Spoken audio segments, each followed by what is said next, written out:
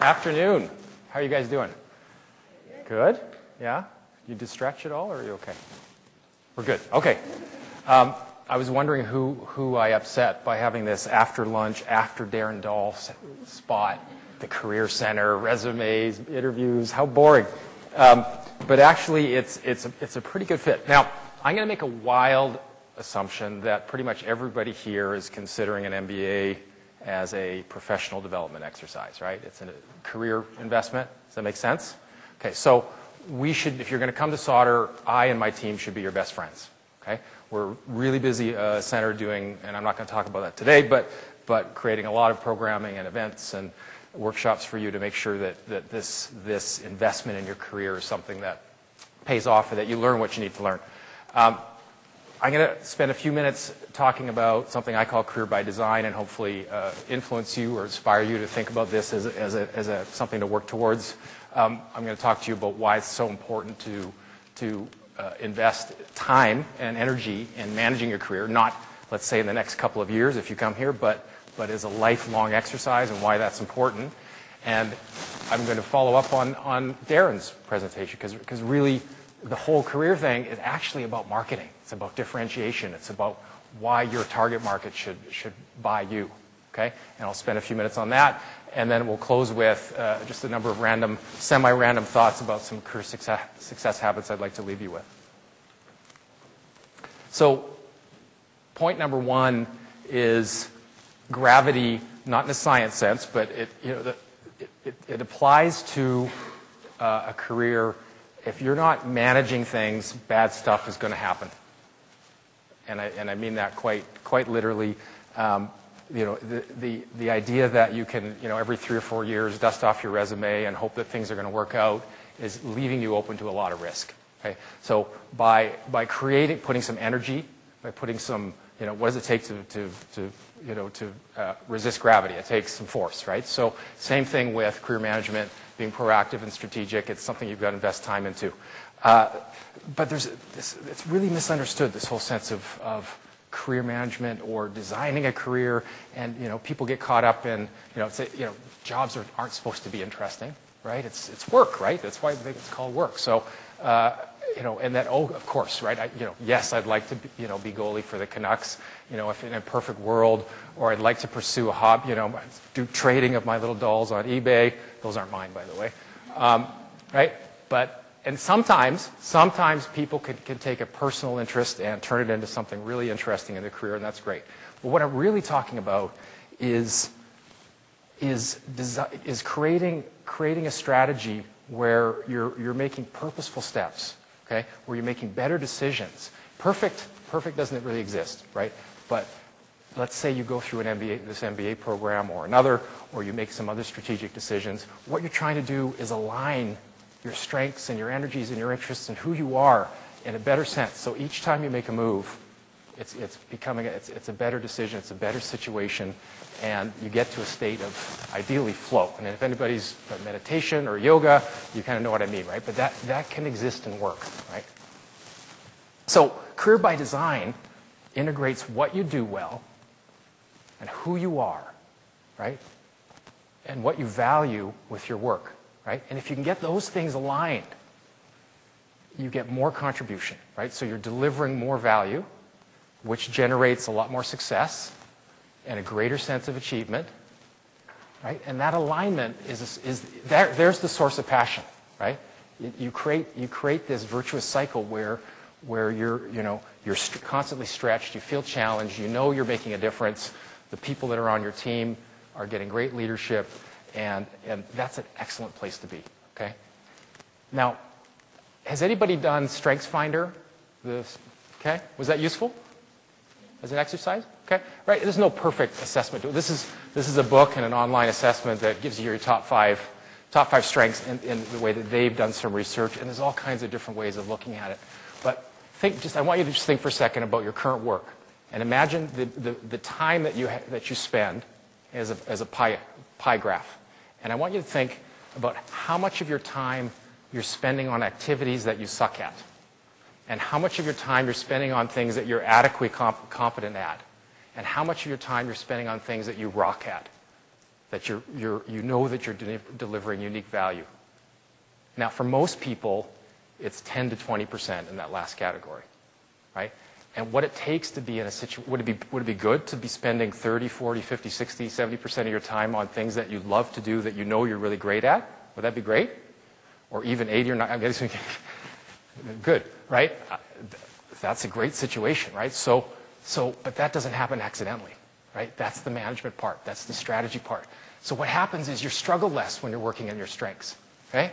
And you're in the zone. And you have more fun, right? And you perform more.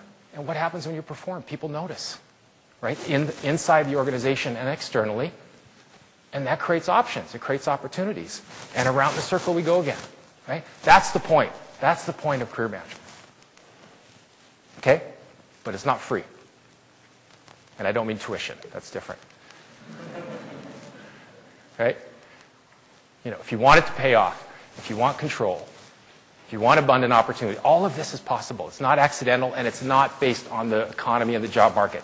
Yes, it's a factor. Okay? Yes, it's a factor, but frankly, there's people who do very well no matter what the market, right? So what you have to do is you have to put the time in. You have to purposely manage it. Okay? I think everybody's convinced already, right? Yes? Okay. Just in case, let's talk about the risk side, right? What happens? What are some risks of a career that's been kind of left alone? Any ideas? Stagnation. Nice. What else? Complacency. Good. Any financial risk? Pay your mortgage. All those things, right? These are a summary of some, I'm going to tell you, inevitable traps. Okay, 19 years, I've seen hundreds of thousands of resumes. I've interviewed thousands of people from executive assistant to CEO of a billion-dollar business. I can tell you this applies to everybody. Okay, and it's all manageable. Right? We end up accidentally in careers, and at 39 years old, you're like, really? Is this what, is this my life? This is not what I was hoping to do. Right? How educated are our choices at age 17, 18, 19 going into some major in undergrad, right? I see some, and you know what? This is probably a good market for that because you're here, right? And you could still love what you're doing and you want to get to the next level. That's okay. That's great. But a large chunk of the folks that come to MBA programs are career changers. That's totally normal, right? If you're out doing amazing work, right, in your organization, but you're not out networking and nobody knows who you are except the people in the cube next to you and in the local boardroom, you've got a problem, right? Lucky for your organization. There's a reason why they build lunchrooms in companies, right? They're happy to have you spend your whole day there, but it's not good for you.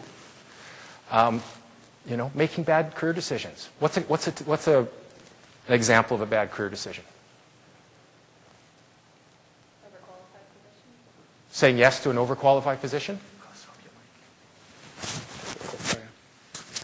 So, yes, so you might not be ready. Is that what you're saying? Perfect. Anything else?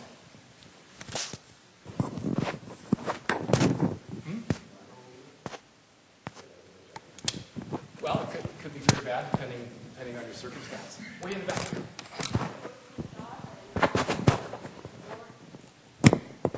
You work at a job.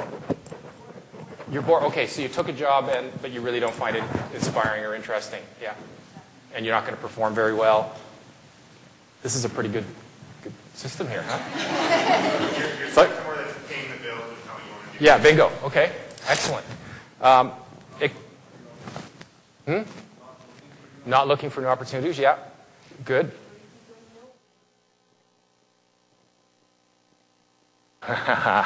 Beautiful. Beautiful, right? So you don't know what you haven't done the research, and you end up saying yes to something that probably wasn't a good idea to say yes to. It might be the job content, it might be the expectations are unrealistic, it might be the people, are going to be disastrous for you. One more. If you took something that's too comfortable, it wasn't a stretch. Right? Sure, you could say, okay, I'm moving jobs and I just do the same thing over again just because I don't like my boss anymore, but are you actually moving ahead? Right? Okay, so all good, right? So again, my data set, my research, my experience is basically This applies to every single one of you. It applies to me. Okay? And it's all, you can avoid all of it. It's simply by putting the time in. Right? And I think I've already said this, but basically, the other practical reason, right? It's easier. It's much easier to find great opportunities and to get promoted and to perform by doing all this. All right. So now I'm going to encroach on the marketing faculty's side, right? This is really all about marketing and managing the marketing mix that's you, okay? And I'll explain the bridge in a second.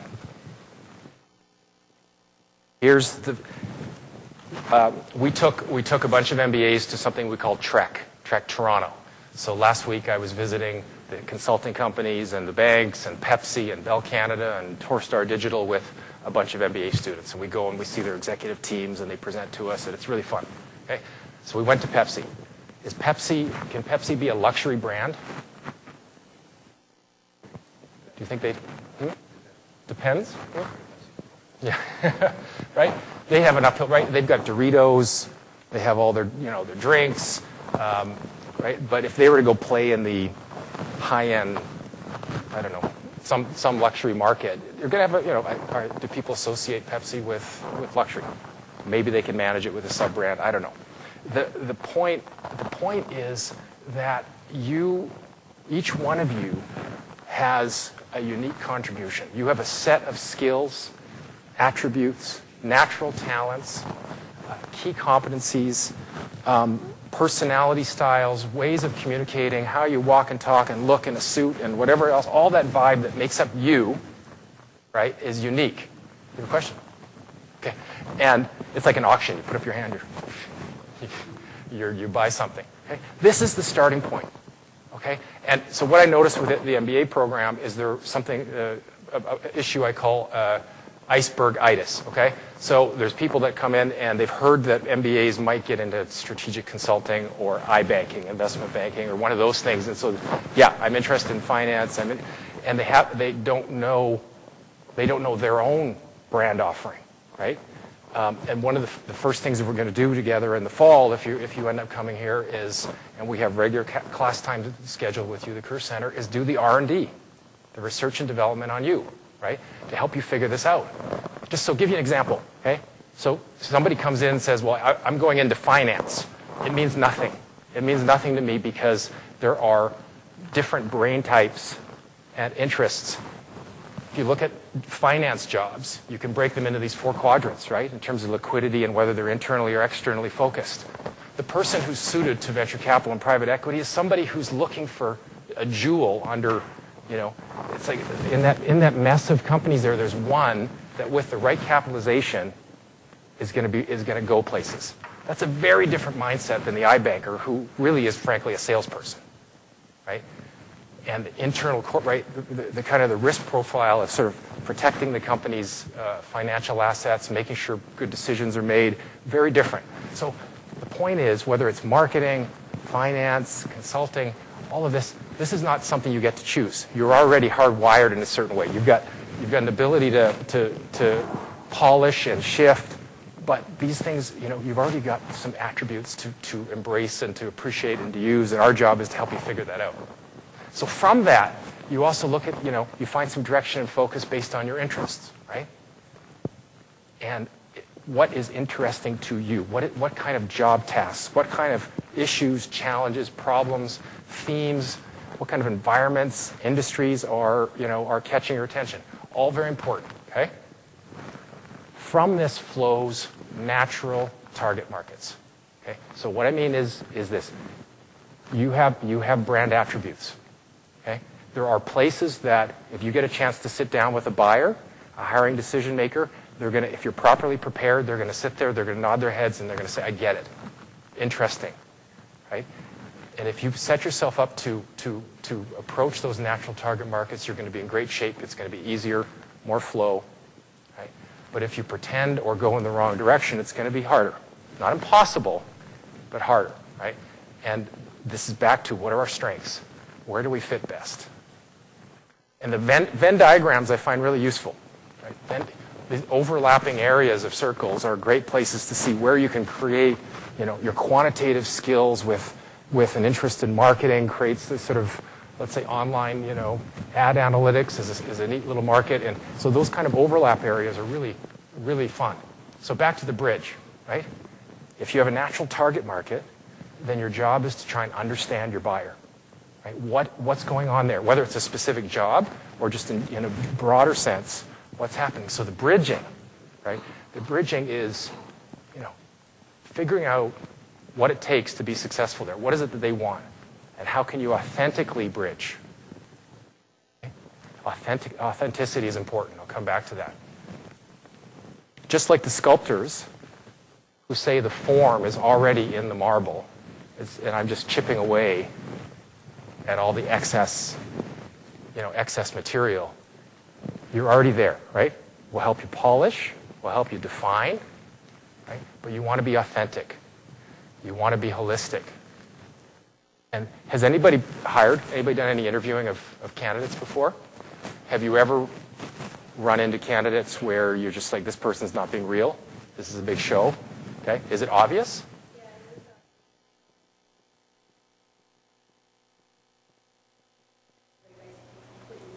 Okay. Brilliant, right? It's, unless you're a sociopath, it's quite transparent, okay? And it's harder. What if you get the job? You still have to fake it all the time, right? That's too much work. I don't know about you, but I'm lazy, right? You want to be yourself, right? And the right buyers are going to totally love you, right? And the ones that aren't the right buyers aren't going to get it, but that's fine because that's not who you need to work with. Then we get to the resume and the LinkedIn profile, which, by the way, is just as important these days. Okay? The resume is not going anywhere, but your LinkedIn, managing that, using that is as important as a resume.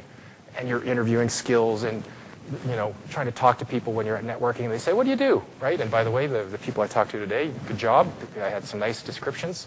But that's the packaging part. Okay? And then we get into market strategy, right? Managing the channels, the sales funnel, right? Building market share. This is right. It sounds like it's an actual class, right? But that's really what it is. Managing the business of you. There's so much more to it than just dusting off the resume, applying to jobs, right? That's the basic transactional side of things. Any questions before I move on? All right. I'll take that as a positive sign. So, success habit number 1 is you have to do this on a regular basis. And these next slides, whether you decide to do an MBA program or not, just please take away as hope some of these resonate with you. Okay, if you're, over the course of 2, 3, 4, 5 weeks, if you keep feeling this way and it's not because of your personal life or you're tired and depressed, like if it's professional, you need to start doing something. Okay, I think life is, let's say, average age is 29, 30. People coming into the program, you've got about 30 years of professional time. That's a half a dozen chunks, 10 chunks of resume, right? It's not a lot, right? So I personally find that my life's too valuable to waste on something that I don't like doing.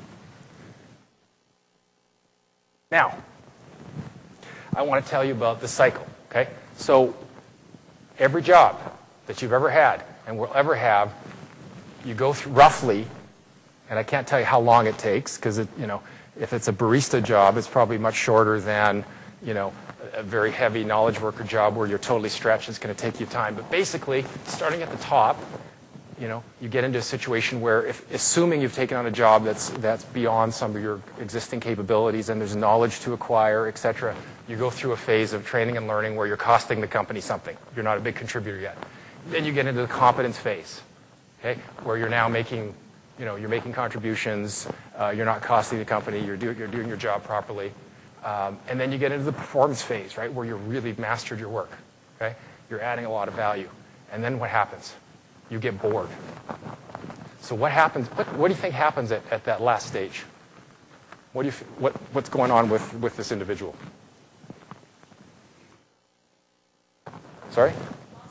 Loss of passion, yes?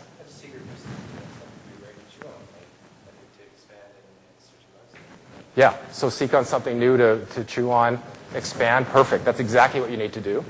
And where can you do that? Bingo. So the gentleman said internally within the organization or externally. I hate these ones. Okay. So you're right, right? So the other thing that happens here, that's the right answer, right, is to say, okay, I need to renegotiate my existing role to get expanded responsibilities, or I need to figure out a way to get promoted or into an entirely new role, or I need to leave the organization and do something else, okay? But often a common problem here is people go, I made the wrong career choice. Right? I'm in the wrong career. And then again, I have a much broader definition of what a career is than, you know, it's like for some people it's, well, it's a finance manager in the consumer electronics business, and there's no, you know, if I'm going to be finance at Lululemon, that's a different career. No, right? It's all part of the same thing. But are we good with sound? Okay, thanks. So that's not the right conclusion you know, over one job, right? It's a small data set. But you need to be aware of this cycle and then figure out how not to stagnate.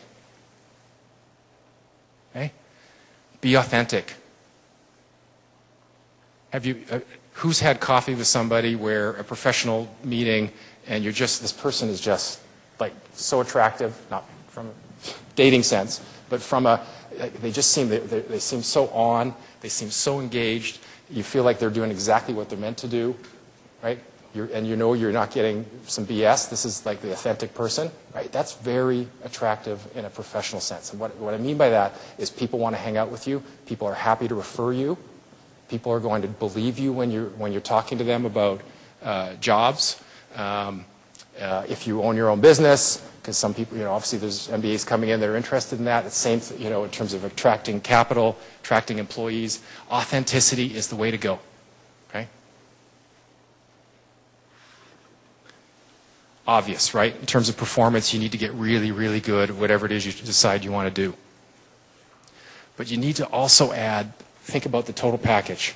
And a lot of the background of MBA candidates is technical, right? They have, you know, engineering, for example.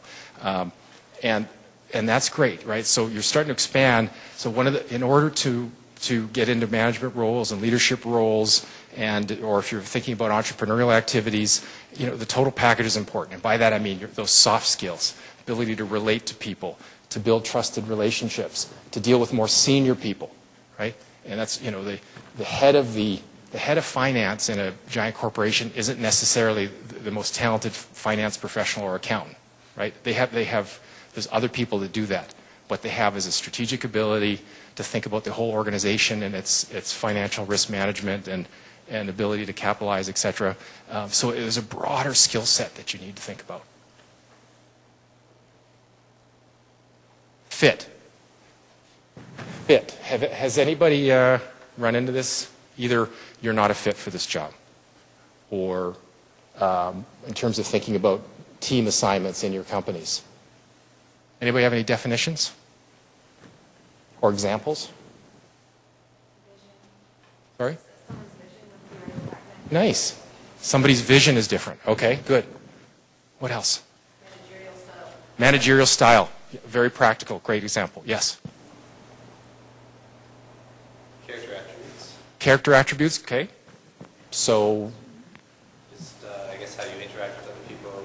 Mm-hmm. Express yourself. Right. If let's say that the organization is very performance oriented, really strong work ethic, you know, sorry, Blackberries come home at night, and that's not you. You're more sort of gonna hang out with my kids and stuff. There's a fit issue there, right? Doesn't mean you're a bad person. It's just different fit. When you different approach, people take different approach. Different approach, okay? And maybe, and there's a good example. So different approach would be a fit question, and maybe not as relevant to the whole organization, but to your boss and the team and what's required for that job at that given point in time. Okay, really important. Your communication style, right? How you deal with people, the management issue, all really important, right? So back to authenticity, right? The better you understand yourself, who you fit best with. Who's had a boss that they just absolutely loved and would do anything for? Okay, so probably a lot of that had to do with some shared values, a fit in terms of what you need from a manager and a leader, and what they needed from a subordinate. Who's had the opposite? Okay, painful, right? Can we say that, yeah, well, they're a bad boss, right? But sometimes it's just, it's a fit issue, right? If you perform best, okay, here's a great example, because I put down, size and pace of organization. Another would be sort of like the guidelines of the job. If you perform best when somebody says, there's the goalposts, go figure it out with these given parameters, right? Very different than, please tell me what my job is and what the guidelines are so I can operate accordingly, right? Two different situations. There's not a value judgment, right? But if you don't know that about yourself, then you're going to have mistakes in terms of what kind of choices we make.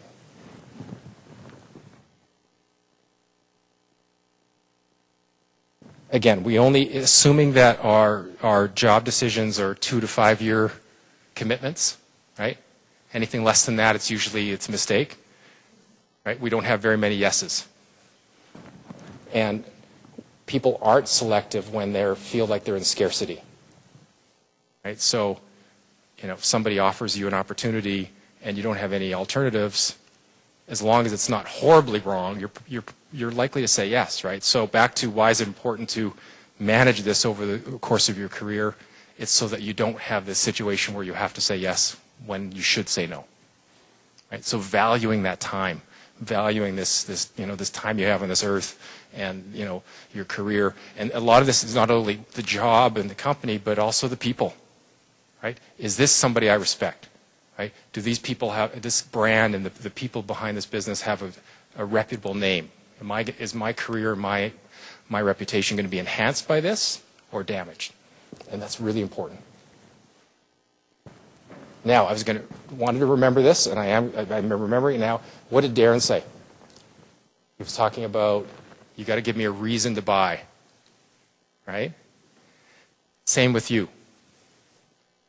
The interview, differentiation, okay, that's part of it, right? And it's also back to that bridge idea, right? You need to understand what it is you're proposing that you're a fit for, and you need to provide the why me. And that goes just as much for your internal, I've been there 3.5 years, everybody else is getting promoted, it's my turn, right? Or I'm underpaid, it's my turn, right? That's not good enough, right? A strong value proposition relative to that particular situation. Why you? What do you bring, right? And we'll teach you this in terms of making those pitches. And this is a really critical one for career changers. If you're an electrical engineer and you're trying to become a financial analyst, we got to be pretty creative about what's the value proposition for the company. It's totally doable, right? It's just you have to be able to articulate it, because if you can't articulate it, then why should they? All right. There is a correlation with sort of career opportunity flow and how much coffee you drink, especially in Vancouver. Okay, substitute coffee for having beers with somebody, or tea, or going out for lunch. Doesn't matter. Okay, if you did one thing, right? Well, I'm going to make you do more than one thing. But if you make a point of meeting people, right, on a regular basis. If you're not doing it at all right now, commit yourself that twice a month you're going to go have coffee with somebody, and it's not the same person over and over again, right? That you're expanding that thing called a network, right? Networking is this bad word, it seems like, and sure, there's people who have abused it, but really what we're talking about is developing relationships with people, having interesting conversations, learning, sharing, being there to give back to the network, and tapping into the network where appropriate. This is how life works. This is how business works. And this habit, right? If you're already doing it, do more. And if you come to the MBA program, the challenge is that you're so busy, right? Sometimes it's hard to get off campus. But if you did nothing, on a per transaction basis, it's so easy just to apply to jobs online. Click, click, click. But I'm telling you, one meeting is 10 times more valuable than, let's give it a 1 to 10 ratio in terms of job apps. Sometimes you're going to have to jump, right? You're going to have to leave your company, overcome that sort of loyalty issue, and you're going to have to move on, right? And there is, in terms of when they look at the stats, in terms of getting paid more, jumping is one of those things that you have to do, but not too often, right? You see people's resumes who have these, every 9 to 18 months, they seem to go to a new company. I'm not going to hire somebody like that, right? It happens, right? You make a mistake, you don't want to spend 3 years there. But every time you do that, you have to explain it. There is a correlation between income and public speaking. Exception here. But it's one of those things, if you think it's something that you'd be comfortable doing, it's a great profile builder, it's a great marketing tool, and it generates opportunities. Board seats, okay? Yes, TELUS board, but this city is full of micro-scale social enterprises, charitable organizations, people doing really interesting things, and they need smart business people to help them.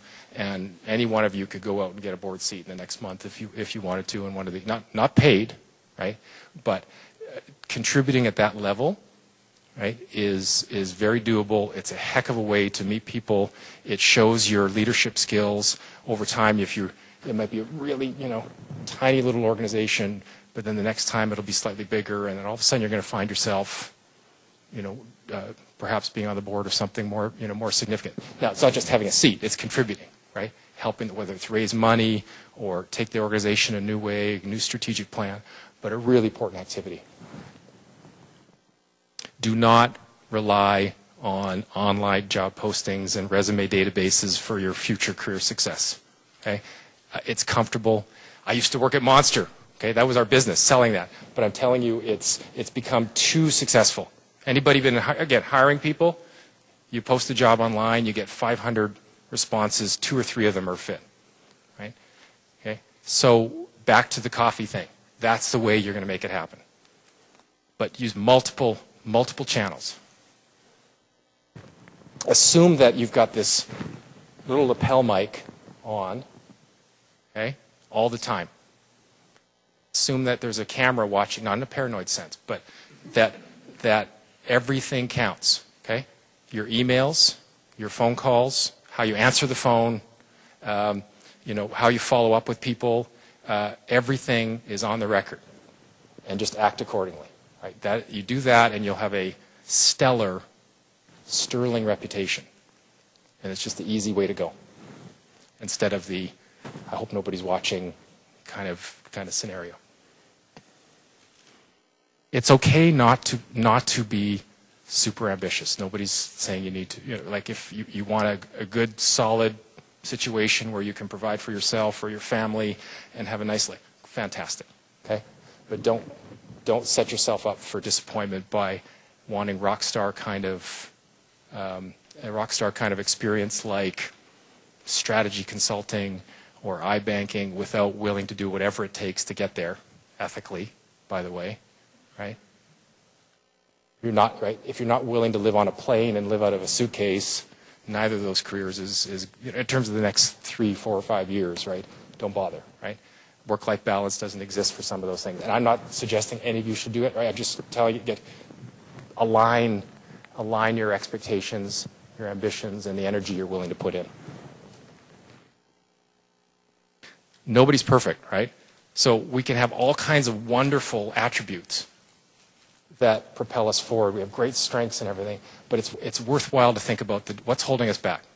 And it's soft things. Sometimes it'll be how we behave under stress with our colleagues, or how we communicate our ideas. Are we listening enough? Maybe it's various interpersonal skills or how we make decisions. Whatever it is, if you get feedback, 360 feedback, if your boss is smart enough to tell you those things, think, what can I do? What's just a character trait, right? I'm never going to be a brilliant project manager. Like that's just, I don't have the organizational brain for that, right? But there's other things that are worth working on. So think about what's hardwired and you can't do as much about, you can just manage, and what are some things that are keeping you from getting to the next level and doing what you really want to do, and work on those. Okay? Don't get too full of yourself when things are going really well and the market's booming. I was part of that whole .com boom, and there was 21-year-olds with vice president titles, and a couple years later they were unemployed. So, and they got really full of themselves for a while, right? So, just be, it's okay to ride the wave, but just be careful. Including, what I call title inflation. Right? Sometimes there's, sure you can be VP, right? But you got to go, is it warranted based on, how's it going to look on the resume? Is it going to price me out of the market? That kind of thing, right? And we're always going to have down cycles. And frankly, and again, I'm overstating it slightly, right? But there are people that just skate over all of this stuff because they are brilliant at managing the whole thing. They have this fantastic network, which they built over time. They give back. They have people they can tap into. People know who they are. They've got a profile, right? And they do great work, and they're doing the right work based on who they are, right? Then this is not as relevant.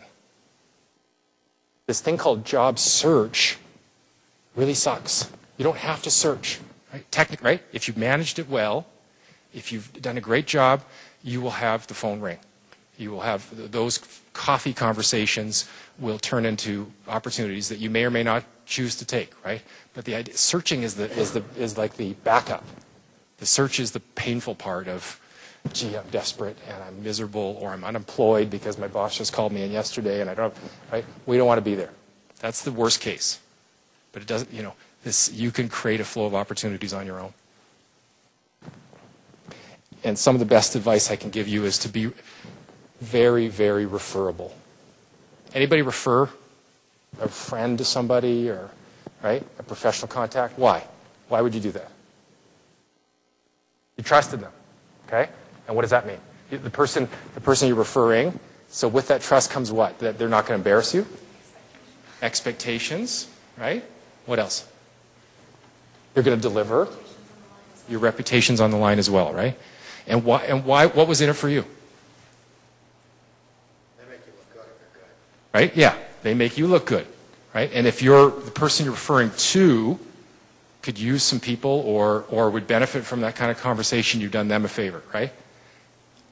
Sales based on referral, right? Your career, again, can be managed this way, right? It's basic kindergarten stuff. It's so fundamental. There's going to be all technical skill people everywhere, but very few people master this, and yet it's available to everybody. And I'll leave you with this. And I got to find out who said this, but I think it's very true, okay? Most people overestimate what they can achieve in 1 year and totally underestimate what they can achieve in 5 years. Questions? Comments? Yes? I have sort of a comment for everybody here. There's a really good book called Never Eat Alone, which talks about a lot of things. I have boxes of those books in my office, and I give them to the students if they show up and ask for it. Thank you. Keith Ferrazzi, two R's, two Z's, right? Yeah, fantastic book. And it's all about, it's principle-based relationship development, not networking, the bad word, right? It's about caring about people. And yes, some strategies to do that in conferences and things, but actually caring about those relationships. Great. Keith Ferrazzi, Ferrazzi. Anything else? Ian, we had a couple of questions in. Oh, yes. From people watching at home. One from James, who's in the UK. Will the way in which your career team currently work with students change now that we're bringing in the career tracks? Yes and no. At a fundamental service level, no, in the sense that you'll have a dedicated career manager. We're there for you. Like I've got 6 people on my team who serve the part-time MBAs, full-time MBAs, and the MMECM class, and we're delivering, unlimited one-to-one coaching, events, networking events, speakers. All the Career Center covers. We did over 200 events this year, or we're doing over 200 events this year for all of Sauder, both graduate and undergraduate, but it's just a constant flow of opportunities for you to explore and learn. The one thing that's changing is actually a benefit to you, which is what we've done is gone from, here's a bunch of workshops that we need you to take over the course of your calendar to actually being we're scheduled into your calendar in like a class. So they'll be pre-scheduled both for everybody as well as track specific class times. And we'll make sure that you've got time to sit there, laptops open, work on resumes, to go through this R&D that I talked about who you are, and go through a cycle, make sure that if you're in the finance track that you're prepared in time for the early internship season with banking and those kind of things. So it's a much more integrated approach, brand new, but we're excited about it. Okay? Anything else? 45 minutes isn't enough time. That was the fact that I finished under is I love to share these things. So thank you for coming today. Really great to see you and talk to a few of you at the break. And good luck with your deliberations over the next little while. Thanks.